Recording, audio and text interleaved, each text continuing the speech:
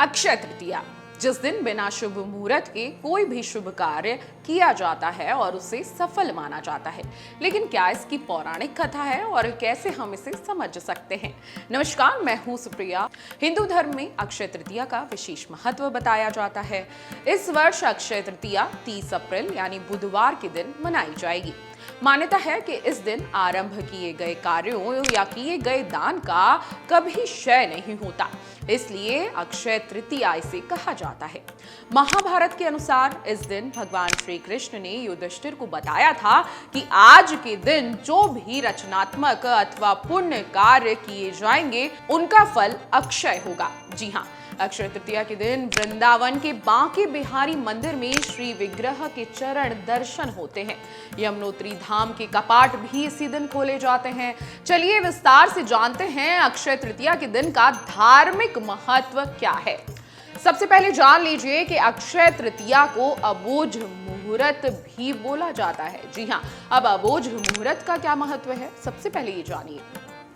वर्ष में 3.5 अबोझ मुहूर्त मनाए जाते हैं, जिन्हें स्वयं सिद्धि मुहूर्त भी कहा जाता है। यानी इन दिनों में कोई भी शुभ कार्य बिना विशेष मुहूर्त देखे किया जा सकता है।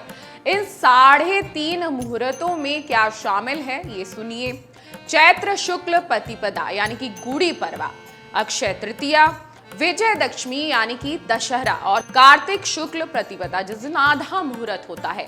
अक्षय तृतीया भी इन्हीं में से एक है, इसलिए इस दिन बिना किसी विशेष मुहूर्त के विवाह, गृह प्रवेश, नए कार्यों का आरंभ किया जा सकता है। अब अक्षय तृतीया पर क्या शुभ कार्य कर सकते हैं, ये सुन लीजिए।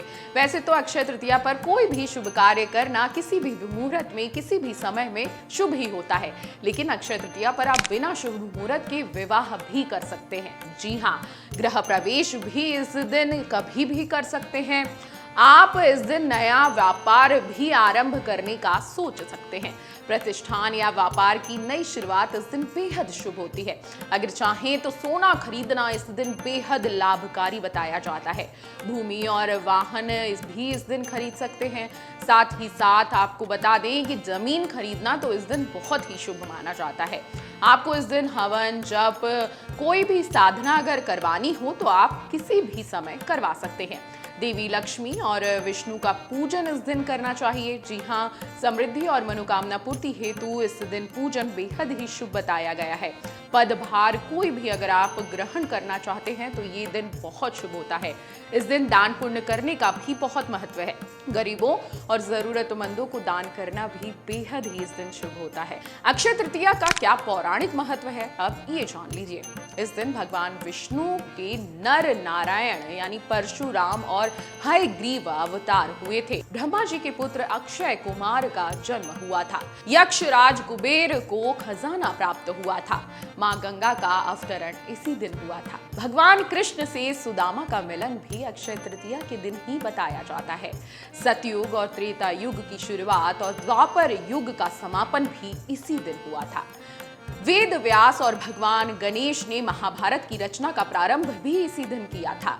आदि शंकराचार्य ने कन कथाधार स्त्रोत की रचना भी इसी दिन की थी। महाभारत युद्ध इसी दिन समाप्त हुआ था। पांडवों को श्री कृष्ण द्वारा अक्षय पात्र इसी दिन प्राप्त करवाया गया था।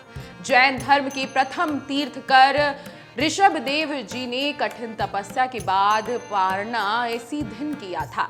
अब अक्षय तृतीया पर कुछ चीजें हैं जो आपको भूलकर भी नहीं करनी चाहिए। अब वो क्या है, ध्यान से सुनिए। तामसिक भोजन और मदिरा का सेवन ना करें। क्रोध, ईर्ष्या, कटुवचन और झगड़े इस बीच ना करें। शरीर और घर को गंदा न करें। तुलसी के पत्ते न तोड़ें। भवन निर्माण कार्य प्रारंभ न करें। किसी के घर खाली हाथ न जाएं। अक्षय तृतीया पर दान करना भी बेहद ही शुभ माना जाता है। आप अक्षय तृतीया पर पंखा, चावल, नमक, घी, चीनी, जल से भरा घड़ा, फल, इमली, गन्ना और वस्त्र दान कर सकते हैं। ये बेहद ही शुभ माने जाते हैं। अब अक्षय तृतीया की प्रेरणादायक कथा क्या है, ये सुन लीजिए। प्राचीन काल में धर्मदास नामक एक वैश्य था जो निर्धनता के कारण सदैव चिंतित रहता था।